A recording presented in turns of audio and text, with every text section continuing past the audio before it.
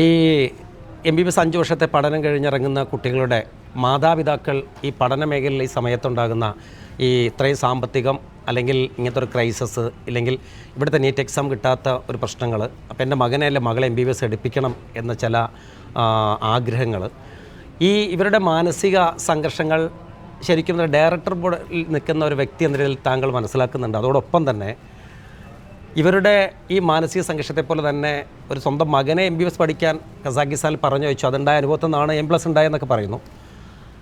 ഈ പിന്നിട്ട വഴികളൊക്കെ ആലോചിക്കുമ്പോൾ ഒരുപാട് നല്ല ഓർമ്മകൾ കൂടെയുണ്ട്.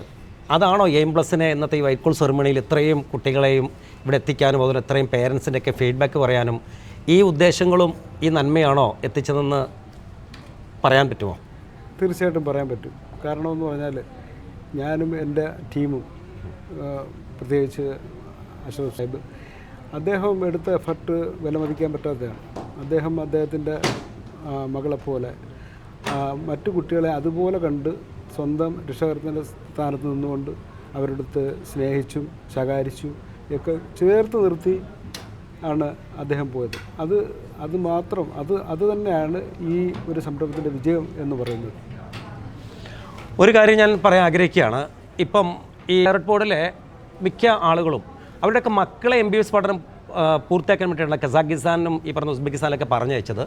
ആ കുട്ടികളുടെ സുഖമായ പഠനവും അവരുടെ അവിടുത്തെ വാസവും എല്ലാം അത് കൃത്യമായി കാണാൻ വേണ്ടി ഒരു അച്ഛൻ എങ്ങനെയാണ് ആഗ്രഹിക്കുന്നത് അതുപോലെ ആഗ്രഹിച്ച് ആ മണ്ണിലേക്ക് എത്തി അവിടെ നിന്നാണ് ചില ചെറിയ ചെറിയ പ്രശ്നങ്ങൾ ആ കാലഘട്ടത്തിൽ അനുഭവിച്ചെടുത്തെന്നാണ് A+ എന്ന് പറയുന്ന ഈ മഹത്തരമായ സ്ഥാപനം ഇന്ന് ഇത്ര സന്തോഷത്തിൽ ജനഹൃദയങ്ങളിൽ സ്ഥാനം പിടിക്കാനുള്ള കാരണം. തീർച്ചയായിട്ടും ചില വീഴ്ചകളിൽ നിന്നാണല്ലോ ചിലതെല്ലാം തിരിച്ചറിഞ്ഞുകൊണ്ട് ഇന്ന് A+ എന്ന് പറയുന്ന ഈ സ്ഥാപനം ഇന്ന് ഏറ്റവും ജനഹൃദയങ്ങളിൽ സ്ഥാനം പിടിച്ചുകൊണ്ട് മുൻപോട്ട് നീങ്ങുന്നത്. തീർച്ചയായിട്ടും ഇത് ഏറ്റവും നല്ലൊരു നിമിഷമാണ്. ഇനിയും A+ന് ആതുര സേവന മേഖലയിൽ ഒരുപാട് വിദ്യാർത്ഥികളെ അവരെ പഠനം നടത്തി പുറത്തേക്ക് പറഞ്ഞയക്കാൻ സാധിക്കട്ടെ എന്ന് ആത്മാർത്ഥമായിട്ട് പ്രാർത്ഥിക്കുകയാണ്. Thank you ഷർഫ്.